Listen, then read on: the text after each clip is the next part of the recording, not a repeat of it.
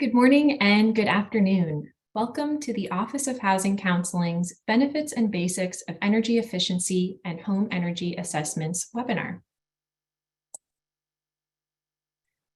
Participants today are joined in listen-only mode. So if you have any questions that are technical in nature, please submit those via the Zoom chat and send your message to the host. My colleague Kate is here in the background and she can help you out with any technical issues that you might have. If you have questions throughout the presentation that are related to content, you can submit those via the Q&A box and similarly send to host, presenter, and panelists. Our team here today will be answering those in writing in the background, and then we'll have a chance for a few minutes at the end to answer some of those questions live.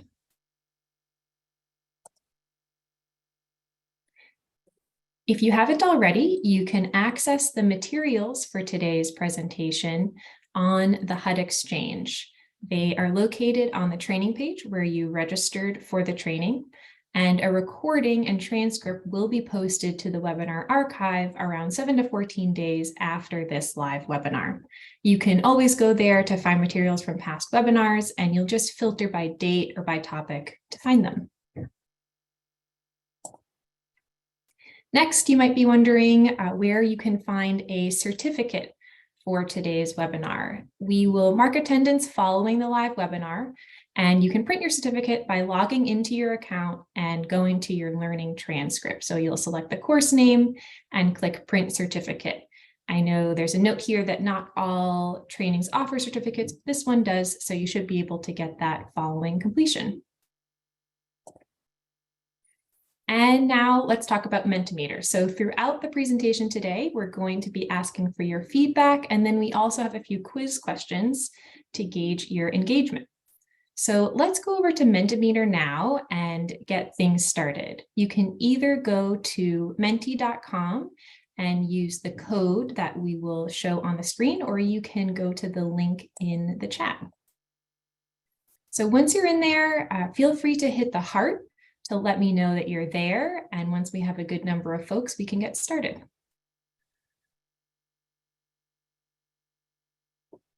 Great. So I see some folks in there now, logging in. Good to see. I know many of you are familiar with this already. But let's see, we'll jump into the question. So we would love to know, who does your agency primarily serve with energy efficiency information, resources, and counseling? You can select more than one option here. So you might be selecting all four, just two. So do you serve renters, home buyers, homeowners, or are you brand new? It's great. We've got a lot of responses coming in. It looks like it's actually pretty even. So we have a lot of folks serving home buyers, a lot of folks serving homeowners and renters. And then I see you new people also. It's really great to have you. And we're hoping to have information that speaks to all of these client audiences. So you are all in the right place. Okay. So let's jump into the presentation. We have a great team of experts I'm excited to welcome here today. They all have a wealth of experience with energy efficiency and also housing counseling. So we have Dana Bartolome, Scott Ledford, and myself, all from ICF, technical assistance providers. And then we also have Madeline Salzman from the US Department of Energy on the Inflation Reduction Act and Home Energy Rebates Implementation team. For our agenda today, we will have our HUD welcome. We will talk a bit about the importance of energy efficiency and then jump into some concrete information about energy efficiency actions, adjustments, and improvements that your clients can make to lower their energy bills and improve energy usage. We will also be walking through a home energy assessment and how you might use that in a counseling appointment. We'll touch briefly on HUD reporting and grant reimbursement, and then we'll go over some additional tools and resources that you can access. I also just wanted to note on a personal note, as a certified counselor with a background serving low middle income renters and homeowners in New York, I'm really excited to bring you this topic today because of the potential not only for energy savings, but also really improving the quality of life for folks that you're serving across the country. I think we know that energy bills can be a really big burden for a lot of families, but these types of improvements can also just improve quality of life. So with that, I would love to hand it over to Gerald Mayer to give our HUD welcome. Thank you, Claire, and welcome to all the HUD certified housing counselors and other folks joining us today to learn about the benefits and basics of energy efficiency and home energy assessments. I also want to thank our friends from the Department of Energy for their help with today's training. Next slide, please. The Office of Housing Counseling is excited to partner with DOE to train housing counselors. The goal of this series is to expand your knowledge so that you can help clients learn about energy efficiency basics and perhaps also realize some savings in their household budgets. Next slide, please. Now, we have two sessions. You're here today at our first one, Benefits and Basics of Energy Efficiency and Home Energy Assessments. But on February 9th, we have a follow-up session. And in that one, you will learn about loan products and various other rebates and resources that help fund those energy improvements, and also find out about local programs that you can show to your clients so that they can take advantage of those as well. So without further ado, I'd like to hand the mic over to Madeline from DOE, who's going to take us through the rest of today's presentation. Over to you, Madeline. Awesome. Thank you, Jerry. And thank you so much to the whole team for bringing me in today. It's really great to see so many folks on the line virtually and to talk about the topic that's at least near and dear to my heart. As the ICF team mentioned, my name is Madeline Salzman, and I'm a management and programs analyst at the U.S. Department of Energy, where I've been working on access to energy efficiency and housing since 2015. Most of that time I've spent working on programs like Home Energy Score, which we'll talk about later, Green Buildings Workforce, and I recently changed jobs to help oversee the rollout of the home energy rebates programs that were authorized under the Inflation Reduction Act. So that will be on a future webinar about the $8.8 billion coming out there. But I'm really excited and heartened to be here with so many housing counselors. So first off, thank you for everything you're already doing to support homeowners, buyers, and renters. And my goal with this presentation and future conversations are to help ensure that housing counselors are armed with all the information that you need to have on energy use and efficiency to help all residents have better comfort, lower energy costs, and a better at-home experience. So with that, I just wanted to start off a little bit mentioning, why DOE thinks about housing in general. Of course, at the Department of Energy, we focus on all aspects of energy production and use, and you might wonder how housing fits in.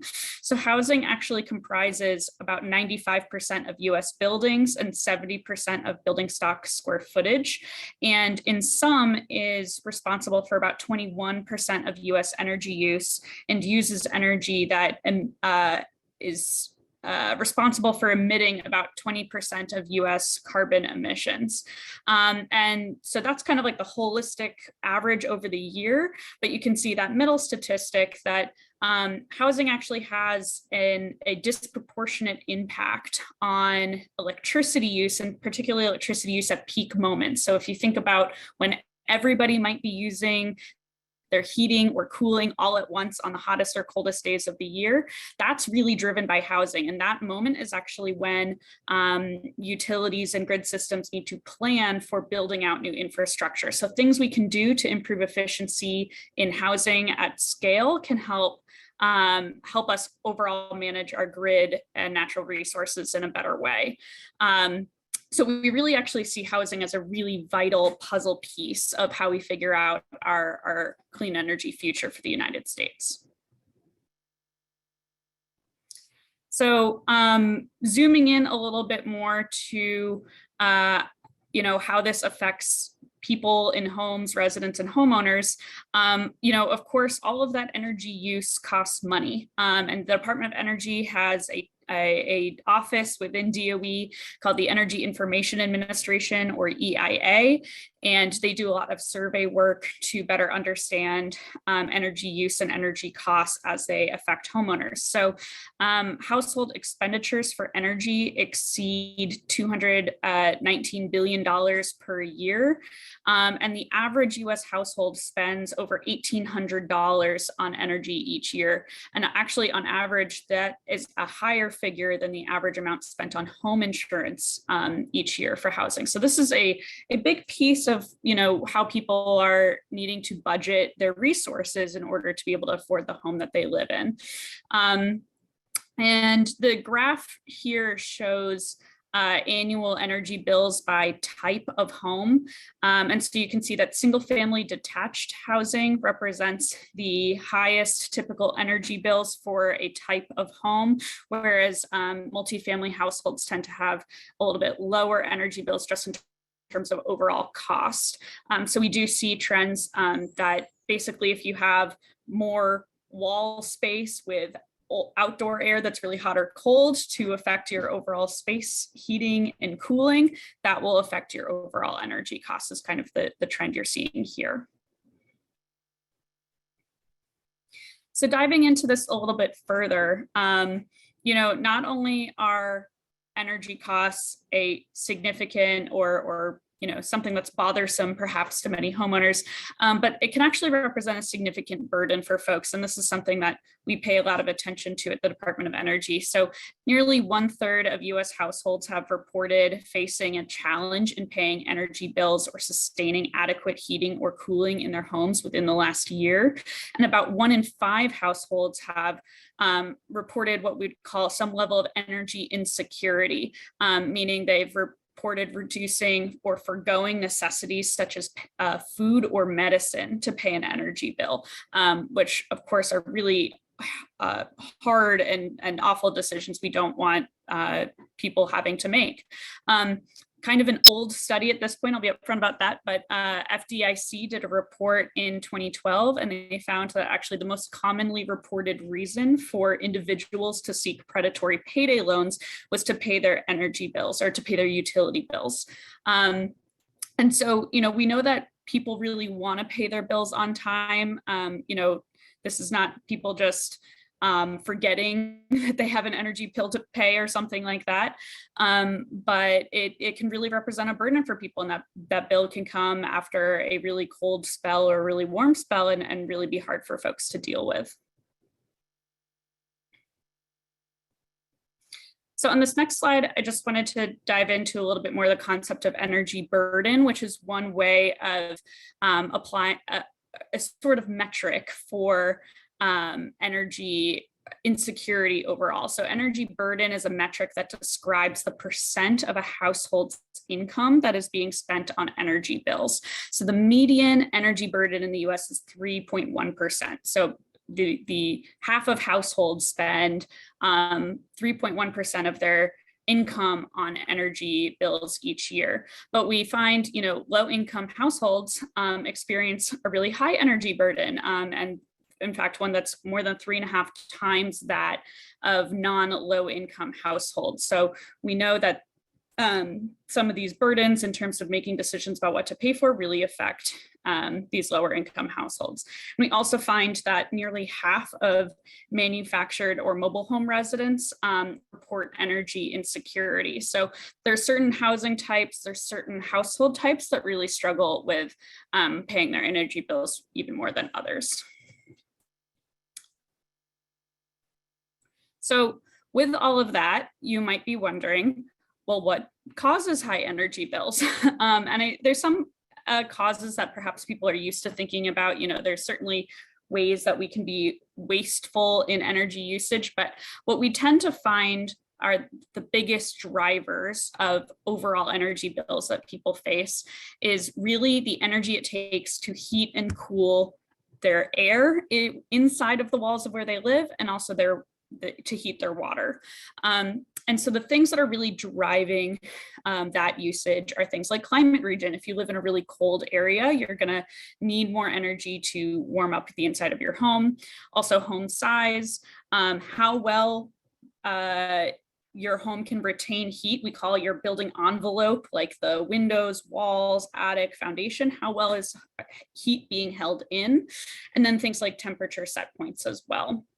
And we can look through data from EIA and see that homes with certain features tend to experience higher energy costs per person. So homes that are heated by fuel oil or propane, located in New England in the mid-Atlantic or in rural areas, have larger square footage, or homes that have older or inefficient energy features are all homes that run the risk of having higher energy bills compared to ones that don't have those features.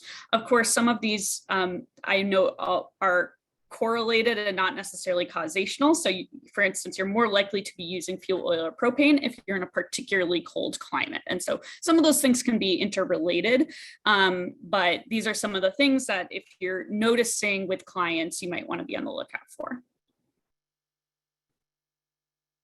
So I know I just gave out a bunch of statistics on this topic, but I want to just finish off my section here talking about why energy efficiency is good for residents. And so, you know, at the highest level, when we're thinking about what do folks need to really be able to afford a home and to live comfortably in it, energy efficiency is a really great tool in the toolbox to help reduce monthly costs and annual costs, so that you can reduce overall energy burdens and at the same time make the home a better place to live. So even if there can be costs upfront to installing energy efficiency features, they pay back via energy savings over time.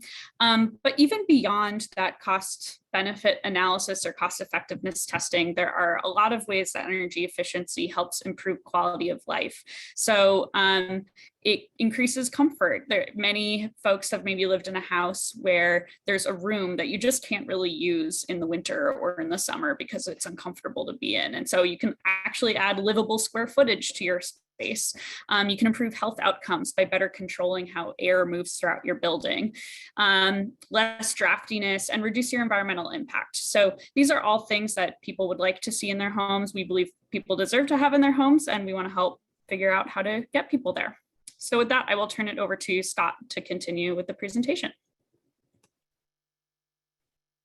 Great, thanks so much, Maddie. Hi, everybody. My name is Scott Ledford. I'm a senior director with ICF. And I come at this from another space, which is I've worked in an affordable housing, community development arena for over 25 years now. And many, many times the intersection with energy efficiency is part of what I'm doing. So I've done work with HUD, with EPA, with DOE, also with Fannie Mae. So just a wide variety of activities around this. And my passion for this comes from really that affordable housing and really trying to find ways that we can improve the energy efficiency for the residents that we're trying to serve, whether they are renters, home buyers, homeowners. So I'm really excited to be here with you today. Claire, I think we have a Mentimeter.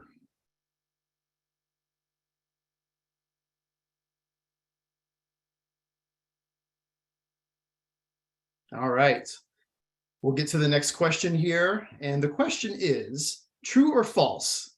Utility debt is the most commonly reported reason for payday loans. Got a good number of people answering. These answers will show up at the end in 1 second now. All right, those of you who answered true, that is the correct answer. Let's try the next one, Claire.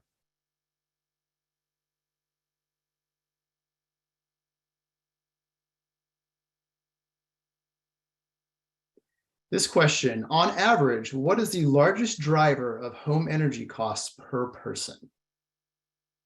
You can see the countdown timer. Got a few more seconds to answer. Great number of people responding. And we'll see the answer in 1 second. All right, so many of you got that correct. Yes, that's exactly right. Space heating, as Madeline talked about, that is a very big driver of energy use in homes, regardless of what type of home it is.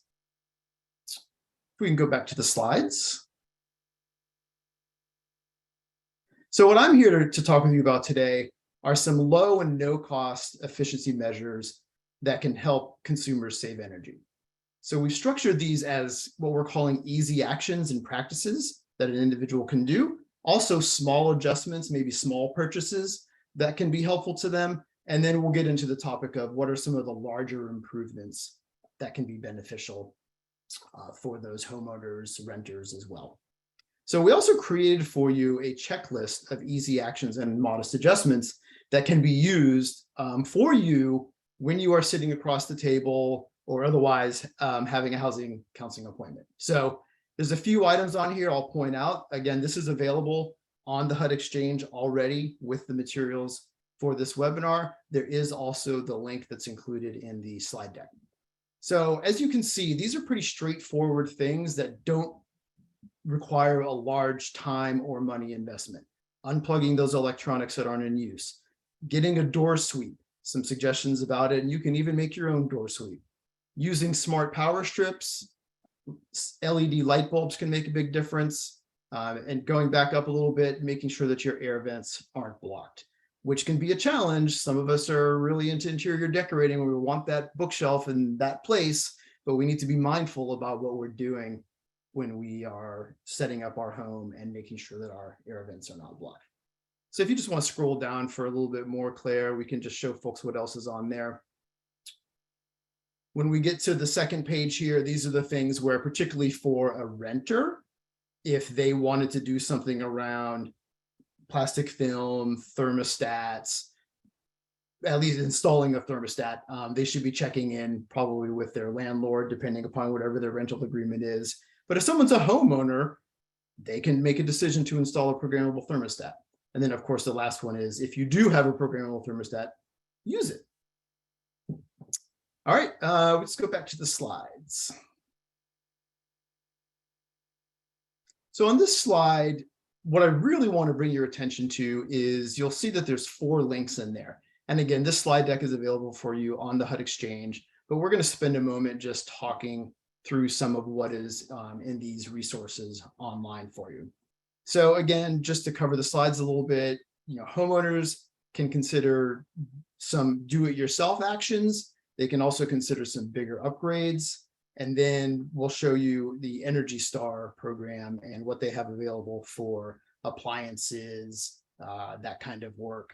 And then we'll take a quick virtual tour. So Claire, if we could just jump right into the do-it-yourself improvements. So this is a DOE website, energy.gov. Again, the link is in there. If you want to scroll down a little bit, Claire, what we'll see is there's opportunities to save energy that can be smaller, they can be bigger, things like wrapping your hot water heater. If we go click on, let's say, click on the weather stripping one, Claire, down. Yeah. Each one of these, you'll be able to go into, and ideally you could share these also with your housing counseling clients. And you can see this is a moderate level project. It's going to save about 5 to 10% of energy, take about an hour, and cost in the neighborhood of $5 to $10. So relatively modest, take a little bit of time. A lot of folks are DIYers. There's some other things that people might not want to take on their own, like insulating their attic. So Claire, if we could go to the second tab, actually. So also included in that slide deck is the link here, which is about the Energy Star home upgrade. If we scroll down just a little bit, we can see there's some descriptions where you can always click and you can learn more about each one of these topics. And again, these are kind of going up the scale to where these are more upgrade activities as opposed to the things like buying smart strips, power strips. So then if we go to the next one, Claire, this one I particularly really like. Up top, they feature heat pumps, ductless heating and cooling. You can click on these links and go look at Energy Star refrigerators. And the principle behind Energy Star is that all of these items are significantly more energy efficient than the typical ones that are out there in the marketplace. So every year, the list of products changes because the bar is constantly moving. So for example, if we click on computers or televisions, either one, then you can see there's a product finder and you can explore the models of what models of TV. You'll find Samsung in there. You'll find other manufacturers in there. Got all kinds of filters to work with. The other thing I really like, if you go back one click there, you have this rebate finder. So you can type in a zip code. Claire's made up a zip code here for us, but this will tell you what kinds of rebates might be available for all kinds of Energy Star items that, again, are more efficient than the standard in the marketplace. And let's check out that last tab, Claire. So this is a virtual tour, and this is going to transition a little bit into what Maddie and Dana are going to talk about in a moment. But you can take this virtual tour of an energy efficient house. Again, this is online. The link is in there. And if you scroll down, it'll take you to a view inside of a home. And let's click on one of those eyes. And it'll talk about what you can do related to windows, give you some further links to go to. And then you can click around that icon in the upper left, pick another red dot up there in the upper left. And it'll take you to another part of the house. And you can click on an eye and this one is probably about solar panels. Nope, now we're going to go in circles. That's all right. We can go back to the slides. So again, I really encourage you to use these resources. Learn yourself, go in there and look at these, but also think about it in the context of how you can use these in the course of a housing counseling appointment. I think in particular that Energy Star website is really good for finding energy efficient refrigerators, TVs, etc. So in general, these are the most common types of energy efficiency projects that are happening in homes. So on the right side, we'll see improving the heating, cooling, and ventilation. Probably a larger item is the top one, installing renewable energy systems. We talked a little bit about sealing ductwork and the air leaks. There's also adding insulation, replacing windows. And you can see this graphic just goes around the house and shows you the kinds of things that can be addressed with energy efficiency. And again, might be a good talking point for you to use when you're sitting down for a housing counseling appointment. Go ahead to the next slide. So we wanted to give you a case study as well of a homeowner who went through the process to do some energy efficiency improvements. So Margaret Rankin, again, this is a link. You can pop this open. There's a whole case study, 3-4 page case study that's been written up about this. And so she decided to participate. Her local utility offered a program where a contractor would come in and they would do an evaluation of the home, and they would work with Margaret to sort out what were the most effective energy efficiency measures and what was going to get the most bang for the buck. So the first step for her was to have the appointment with the contractor to come in, get the evaluation done. That's all that she committed to. There was no further commitment at that point in time. Excuse me, only when the contractor came back and said, okay, here's the analysis that we have. Here's where we see some places for effective energy efficiency improvements. And then Margaret was able to work with them and decide which ones she wanted to do. And in fact, in this case, they did it in a couple different phases so that it wasn't one massive expense necessarily at the same time. So we chose this picture to put in here. You can see there's a worker and there's some plastic underneath the home. In the split level home, there was an overhang that turned out to be one of the areas that really needed to get some insulation put into it because it wasn't insulated well and it was making the rooms very uncomfortable and drafty, both above and below. So if you can flip to the next slide. So this is a couple images, again, taken straight from the case study, some images that were taken by the contractor inside. There was minimal insulation, no air sealing in the attic's walls and basement. So they took a picture of it before, and then they took a picture of it after, which is also included in the case study. And here you can see one of the contractor folks putting in place that insulation on that overhang that really helped Margaret have greater comfort in her home, as well as save on her energy bills. So if you'll go to the next slide. So this is called a home energy score. And Maddie and Dana are going to talk about this in a bit more detail with you in a moment.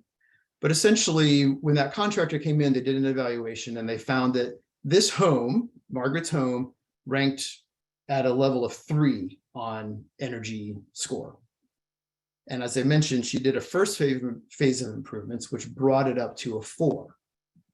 And then as more and more improvements were able to be done, after all the improvements were done, it reached a score of 6, and it gives an estimate of the annual savings that Margaret will experience. So as you can see in the quote from her below, she really appreciated this. She says that she can really tell the difference. The furnace doesn't come on as much. You may not see this in the way that you would see a new bathroom or a new kitchen, but you will feel it, and it's worth it for your own comfort and energy savings. And I think in this case, Margaret had been in this home for 20 years and she was planning to stay in this home. So really made a lot of good sense for her to go ahead and do this. Go to the next slide, please. So at this point, I want to turn it over to Maddie again, and also Dana, one of my colleagues at ICF. I'll let them introduce themselves. But what I want to emphasize here is I've gone through some kind of the introductory and the basics of what folks can do. There's a really robust conversation to be had about just how much energy savings that can produce. And then what Dana and Maddie will talk about is kind of the heavier, involved, that produces a lot more energy savings. So take it away. Great, thanks, Scott. So I am Dana Bartlome. I'm Senior Manager of Community Development with ICF. And this is a topic that is also very near and dear to my heart. I have worked at the intersection of energy efficiency, climate resilience, and affordable housing for my entire career, doing mostly policy and regulatory work and utility engagement. So I'm very happy to be here, and I'm very happy to bring Maddie back on camera, and we are going to dive into a discussion on home energy assessments, the types of information that they provide, and how they can be used in a counseling appointment. So before we get there, we do have another question on Mentimeter. So if you will go ahead and open that back up, we just want to hear a little bit about your experience with client conversations about energy efficiency.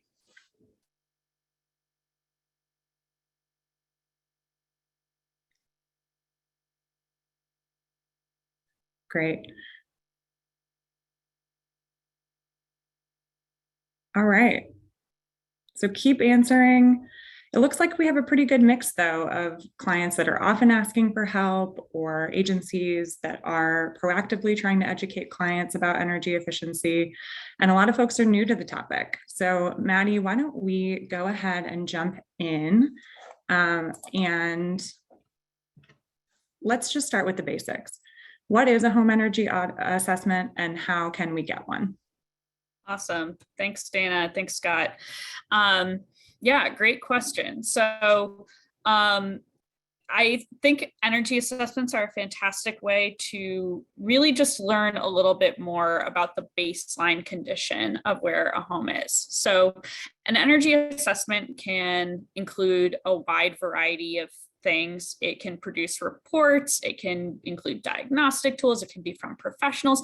It can also be something that a home owner or resident or a family member can do for somebody just by following some guidance online and learning a little bit more. So an energy assessment is really a set of activities that people can undertake to better understand how energy efficient a home is now, and what actions may be a good idea for saving energy, cutting costs, and improving home comfort. we'll flag a few different types, but I'll just mention that there's versions of these aside from the ones that you can do yourself, where you can contact your local utility and see if they offer energy assessments as part of kind of their standard packages for residents in your area, as well as a home energy score, which Scott already talked a little bit about. So if we go to the next slide, you can kind of see the two major types. Of course, there's types within these, but the first one that I'll just mention is a do-it-yourself assessment. So of course, this one takes time, but is typically free.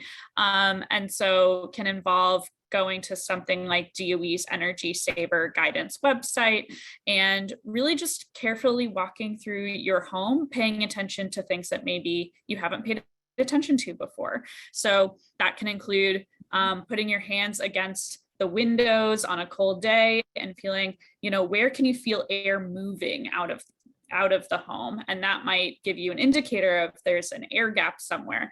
It doesn't have to be the windows, but that's often a good place to start. There can also be cracks and gaps between kind of the floor and the wall. That can be a common place as well. You can also check out your heating and cooling equipment. Sometimes that's in a scary part of our basement or attic that we don't always go to, but if you're willing to go check it out, you can learn a little bit about how it looks. Does it look like it's being maintained? When was the last time somebody came and maintained it? And also to see, if something's leaking, that would be worth digging more into. And then finally, do-it-yourself assessment can also include things like going to your utility usage report. You can go to sign into your account with your utility online, and often you can see how your energy use changes over the year. So while we do expect you to, people to use more energy when the weather outside is more extreme, you might be able to notice trends that, hey, your baseline level is pretty high all year round. That could mean that there's things running throughout the year that you maybe want to turn off, or your energy bill in the winter is 5 times higher than the rest of the year. That could have to do with your heating equipment. And then the other type is professional assessments, or sometimes called an energy audit. And this is really bringing in a professional to a home to do actually a lot of similar activities, but bring their professional expertise. So they might be able to provide information about the root causes of some of the things you're seeing. So you might notice, you turn on your AC, but the vent is not really blowing air. That doesn't necessarily tell you why. It might be the equipment, it might be the ducts, it could be something wrong with just that vent. And a professional can come in and explore the system a little bit more deeply and help you figure out where something is going wrong. They also have access to things like diagnostic tools. So things like blower door tests, infrared cameras. They can do combustion safety testing. They can test for radon. They can do duct blaster testing. Lots of things that nobody really needs to know that much about, but these are tools that they can then use to understand metrics of how your home is performing. And through this, they can also use software that will estimate the energy savings associated with specific actions. So they might do an assessment and then say, hey, if you increase your insulation, do some air sealing, and when your heating equipment is at end of life, replace it with a more efficient piece of equipment, they can then predict roughly what energy savings you might expect from that work. Great. And so one example of an energy assessment that we've already seen through that case study is DOE's home energy score. Can you tell us a little bit more about the home energy score? Yeah, absolutely. So home energy score is a program that I used to work directly on, but was developed by the Department of Energy I think starting back in 2010 or so, and is really designed to be a miles per gallon rating, but for homes. And so you might think about how if you're going to buy a car, whether it's new or used, you can usually get some type of estimate on the miles per gallon rating, and therefore what your expected gas or energy costs might be for running that car. But it's often hard to get a similar level of information about housing. And so home energy score is trying to solve that gap, right? Where a home buyer or seller might be interested in pursuing a home energy score to either better understand how one home compares to other homes that they are looking at, or in the case of a seller, maybe they've already done some upgrades and they want to make sure that's reflected in that home's, great features that are posted on the real estate website. So there can be different benefits on different sides of the equation, but is meant to kind of provide a standard piece, a standard metric that consumers can understand across housing, so that you can actually compare, if one energy audit was done by a homeowner in one home, and then another energy audit was done by a utility provider, those can be difficult pieces of information to compare to one another, and this is meant to be comparable. I think if we go to the next slide, we can show a couple more pages of the score report. And Dana, I believe we'll be talking about these in greater detail in the next webinar, correct? That's right. Great. So this is just kind of the teaser level of content here. But this slide shows the standard home energy score report first page and last page. So the first page really focuses on showing where the house is today, how much energy it's using, what costs are associated with that, and then also giving a summary of if this house were to make upgrades that we recommend through the tool, then you can save a certain amount of energy and improve your score. So the middle pages of the report are a bunch of facts about the home, so you can see the data that was entered into the tool. And then the last page that we're showing actually lists out recommendations in 2 categories. So one is repair now. These are things like insulation or air sealing, things that will start saving you money right away. And then other set of recommendations listed as replace later, meaning that if your heating equipment is breaking or getting old, that's a good time to come in and plan ahead with a more efficient piece of equipment. The report also provides metrics and data that are useful to home appraisers and financiers. So there are financing products that are linked to home energy score recommendations. So the hope is that if somebody gets a bunch of recommendations, because maybe they need, the house has room for improvement, that they will be able to more easily access financing as well for those recommended improvements. That's great. Yeah, and that's exactly the piece that we're going to discuss in the next webinar in this series. So I do want to provide this other example of an assessment report that housing counselors might come across in counseling appointments. So this is from a utility. Can you describe a little bit more about what would be found in a utility home assessment? Absolutely. So, a lot of elements of home energy assessments are kind of like squares and rectangles, where a utility home energy assessment could include a home energy score as part of what they're doing, but it could also include other things. Maybe that utility is focused on some specific projects or focus areas that they want to highlight with their ratepayers. So this is an example of a report that is coming from a utility. An important thing is that, a utility assessment will typically involve bringing a professional into the home. And you can see on this page that this includes information about health and safety concerns. That's not something that would be specifically included in the home energy score report on its own, but a professional, if they're doing things like safety testing, radon testing, combustion testing, then you could get more detailed information about maybe some of the risks of something like a gas leak or carbon monoxide or anything else that could be addressed through the home's energy systems. So on the next slide, you can also see a little bit more information about what a utility home energy assessment can provide. So again, similar to the home energy score report, this utility is offering recommended improvements that build off of the existing condition of the home, and then estimate savings that are available if that recommendation is chosen. But an important key piece that the utility is able to provide that home energy score might struggle to do on its own would be incentives. So many times utilities or state or local programs will be offering, a few $100s or some percent of money off on certain energy efficient products. And that's something that somebody working for the utility can help not only prioritize, but help just make sure your clients are aware of. That is great. Well, thank you so much for providing that overview of the basic elements of home energy assessments and understanding that they might be called different things, but the information that they provide is generally similar. So wanted to kind of move into how we would use this in a counseling appointment.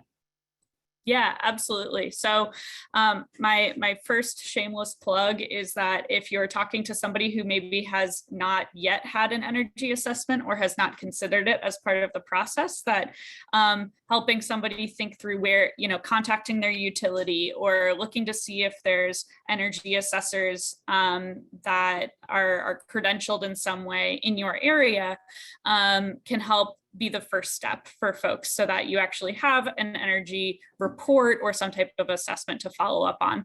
Once you have that report, I think counselors can be a fantastic resource, and many of you probably already are, on understanding current energy usage and costs, seeing how maybe they'll range throughout the year, that if you move in the spring, you maybe want to plan on the energy bills being a little higher at other times of the year. So don't assume that the first couple months of energy bills are going to be flat the rest of the year. And then also evaluate options for setting a plan in place to make improvements. Again, some improvements can be fairly cost or time intensive. We recognize that, but that's best addressed by having a plan. How old is that piece of heating equipment, and how can you set yourself up to be ready to replace it with something that's going to make a lot of sense for you once it is no longer able to be used. And then the other piece is to help identify resources for financing and for money off. So we already mentioned the utility. Not yet, but soon we will have home energy rebates that I'm spending most of my time working on these days, that I think will be a fantastic resource for folks. And there's also tax credits. So federally available tax credits for many of these technologies that people might be interested in as well. Well, thank you, Maddie. I appreciate you walking us through kind of the basics. Really look forward to digging in more into, what type of information housing counselors can share with clients in their appointments. And based on the discussion that we just had, we are going to go back to Mentimeter, and we have another question.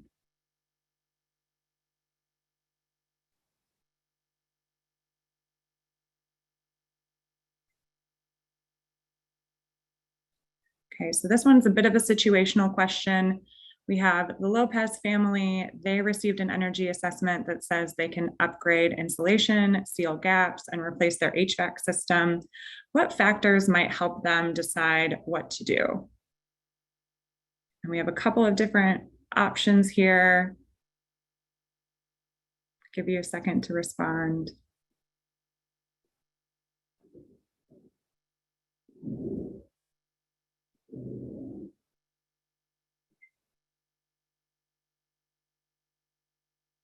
All right, so the good news is all of those answers are correct. So total cost, future utility savings, available incentives and rebates, and the impact on the home energy score are all factors that might help a family decide what upgrades to make based on the recommendations in the assessments. So really look forward to continuing this conversation. And at this point, I am going to hand it back over to Claire. Thanks, Dana. So just to tie this all together, I wanted to talk a little bit about how does all of this relate to your HUD 9902 reporting and grant reimbursement to connect it back to housing counseling. So just briefly, we're noting that so energy efficiency is a topic that's included in HUD's definition of non-delinquency post-purchase counseling, education, and rental counseling. And of course, those categories of counseling are reimbursable under the HUD Housing Counseling Grant. And so as you've heard today, and as you probably already know, energy efficiency is kind of woven throughout all of our counseling topics, right? So from renters trying to lower their utility bills, to homeowners doing the same, to home buyers and homeowners considering improvements that will increase their energy savings. So you can definitely report on all of that counseling and education, seek your reimbursement if you have the HUD grant, and include it as part of your counseling on home maintenance, and of course, as part of the entire process of home ownership, which you're covering in all counseling appointments that are to do with home ownership. So let's move on to tools and resources. We've just collected many of the links that you've already seen here in the chat, in the slides. We pulled some of them up to review with Scott. So we have this great Energy Saver website from the Department of Energy and that energy efficient house tour. And then you've also got information about some of those actual projects. So the do-it-yourself listings, and then the Energy Star home upgrades. You've got your link to find a home energy score provider. And then you've also got that case study that Scott was mentioning, which describes the whole process of the homeowner seeking out a home energy assessment from her utility, understanding the results, deciding what kinds of investments to make, and then what kinds of savings she realized. We've also included here at the bottom a couple of resources that are to do with working with contractors. So I know a lot of you will already have this as part of your housing counseling practice, where you're advising folks on how to find a reputable contractor and how to work with them. And so we've got a couple of links here that are giving advice about that. And in particular, this bottom one, Home Improvement Expert Home, is from the DOE. So that's going to be possibly helpful to you. At this point, we are going to enter into the question and answer section. So I'm going to invite everybody back on camera, Dana, Maddie, and Scott. And Scott, maybe you can kick us off with any question that you may have seen in the Q&A there that you'd like to lift up. Yeah, happy to do it. And actually, I'll start first with one that we haven't been able to answer yet, writing back. So would the topic also be reportable as pre-purchase education? Yeah, so I think the key here is that essentially we're viewing energy efficiency as a component that could be a part of any type of housing counseling. So if you're working with somebody on pre-purchase counseling and you're also talking to them about energy efficiency, then you could just slot that into pre-purchase counseling. Hopefully that answers the question. And if you need more, go ahead and just drop some more into the Q&A box. So there's one that did come in, not yet in the Q&A box, but hopefully it'll land there as well. Are there any grants to get the Energy Star appliances, materials, windows, or doors? We had a question that I answered come along as well related to what types of resources are out there. Yes, the short answer is yes. For many homes, there are options for at least money off of potential products, and there is more coming. So I can try to give a high level of some of the items. So first off, if you're working with a client who is of lower income, it does range a little bit, the exact income threshold, depending on the program, but there are a number of programs that exist to help support folks in lower income housing.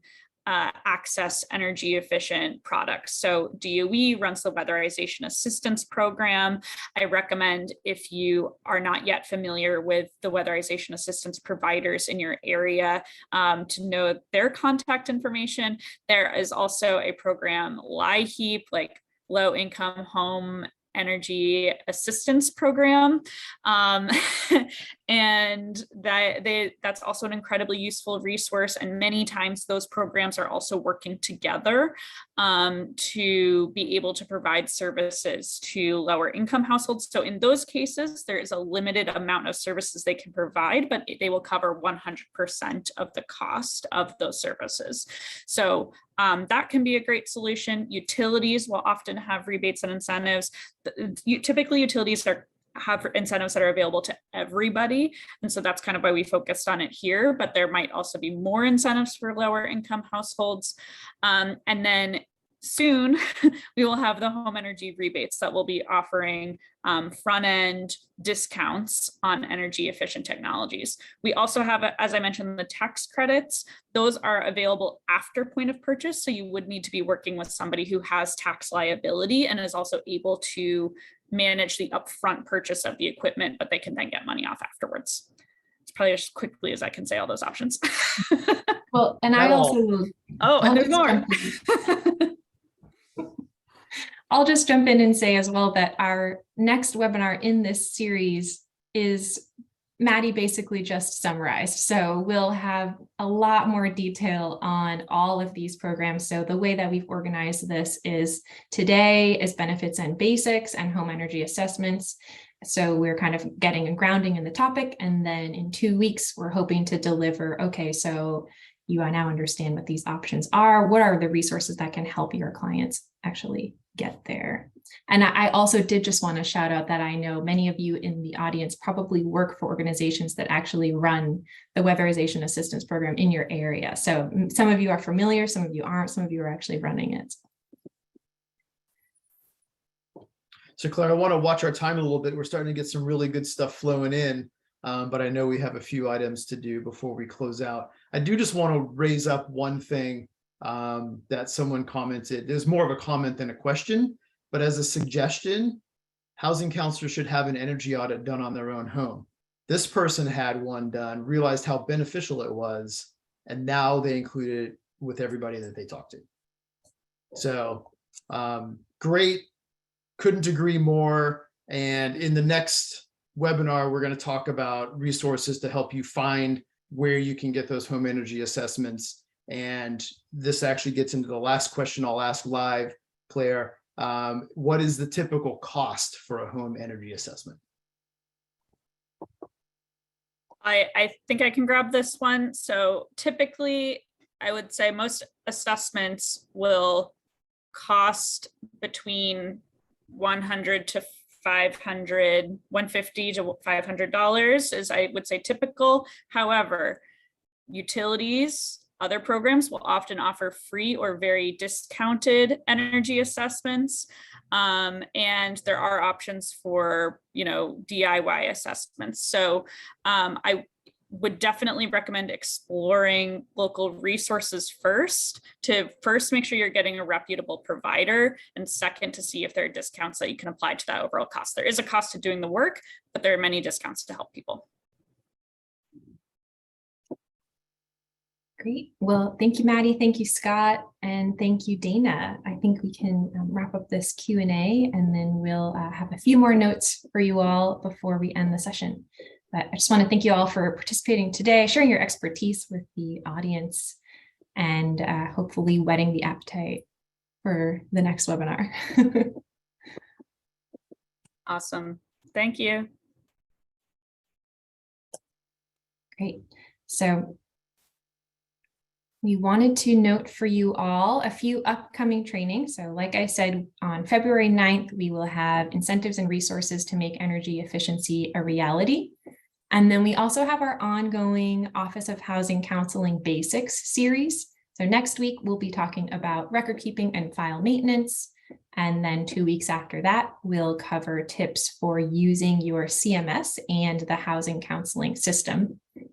And then as a preview later in February and early March, we will have a 2-webinar series, which is titled Housing Services for Persons Impacted by Domestic Violence and Sexual Assault. So we'll be digging into some issues around how to identify persons who are impacted by these issues, and then also what are some housing protections, ways that you can help folks who are in that situation. So stay tuned for those, and you can find the links there on the slide to do your registration. As always, you can keep in touch on the HUD Exchange Housing Counseling page, by email at housingcounseling@hud.gov, and then we just have that link for the agency search tool. So thanks again, everybody, for joining us today, and we hope you have a great rest of the day.